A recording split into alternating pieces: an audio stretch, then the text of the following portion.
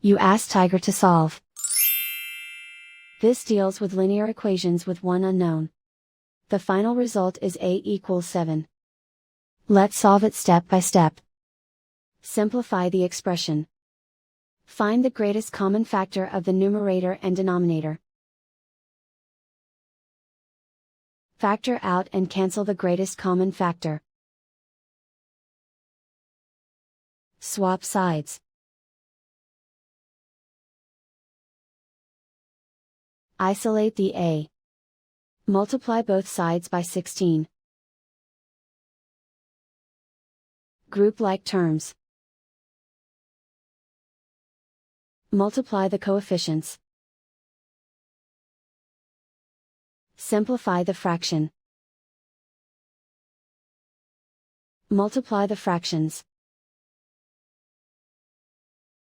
Simplify the arithmetic. And so the final result is a equals 7.